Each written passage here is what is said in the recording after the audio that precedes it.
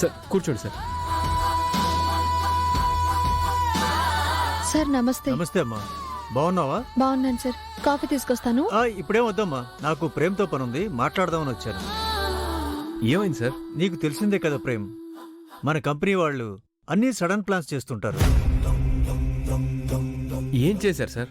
అదే ప్రేమ్, మన చామంతి మన బ్రాండ్తో సౌత్ ఇండియా షో కాంపిటీషన్లో ర్యాంప్ వాక్ చేసి మన బ్రాండ్ని వినేలా చేసింది కదా. ఆ, ఇప్పుడు చామంతి తోటి అర్జెంటుగా వివాహ కలెక్షన్స్ మీద ఒక బ్రాండ్ షూట్ చేయాలంటున్నారు. సార్ ఇప్పుడా సార్? అవును ప్రేమ్, ఈ టైంలో అంటే కష్టం సార్. వాళ్ళు చేయాలంటున్నారు ప్రేమ్. కష్టమని వాళ్ళతో చెప్పలేం కదా. త్వరలో మన కంపెనీకి ఏవో బ్రాండ్ కాంపిటీషన్స్ ఉన్నాయంట. దానికంటే ముందే మనం మన కంపెనీని ఎస్టాబ్లిష్ చేసుకోవాలి అంటున్నారు. లేకపోతే కాంపిటీషన్ ఎక్కువైపోతుందంట. Try to understand Prem. ఈ నైట్కి ఎలాగైనా బ్రాండ్ షూట్ చేయాలి. పైనుంచి నాకు చాలా ప్రెషర్ ఉంది. అర్థమవుతుంది సార్. ఇప్పుడు నా మనసేం బాలేదు.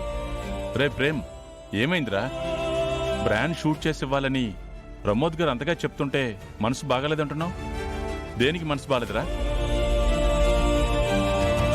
మాట్లాడవేరా? చామంతి లైఫ్, వాడిని పెళ్లి చేసుకుని స్పాయిల్ కాకూడదు అనుకున్నావు, కాలేదు కదా.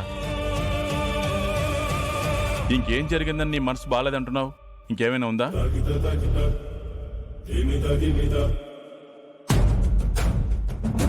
ఏమీ లేదు డాడ్. మరేం లేదన్నప్పుడు ఆయన అడిగింది చెయ్యాలి కదరా. మన వల్ల ఒకళ్ళు ఎప్పుడు లాస్ అవ్వకూడదు ప్రేమ్. అది బిజినెస్ లో నేర్చుకోవాల్సిన మొదటి నియమం. దాన్ని అక్షరాల పాటిస్తేనే గ్రోత్ ఉంటుంది. టైం ఉంటే డెఫినెట్గా ప్రేమకి టైం ఇచ్చేవాడి సార్. వాళ్ళకి నచ్చినప్పుడు ప్రోడక్ట్ ఇవ్వాలి కదా సార్. ఇప్పుడు మనం కుదరదు అన్నామంటే మనకిచ్చిన ఈ ఆపర్చునిటీ వేరే కంపెనీకి ఇచ్చేస్తారు. ఈ కాంపిటీషన్ యుగంలో చేయడానికి చాలా మంది ఉంటారు కదా సార్. మన చేయి దాటిపోతుందని చెప్తున్నాను sir. No no no, I understand Pramod. Prem, ఛాలెంజ్లో గెలవాలి కదరా. వచ్చిన అవకాశాన్ని వదులుకోవచ్చా? లేదు నాన్న.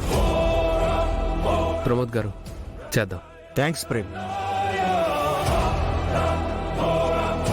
అమ్మ చామంతి, ఈ బ్రాండ్ షూట్లోనూ ర్యాంప్ వాక్లో చేసినట్టే ఎరగదీయాలి.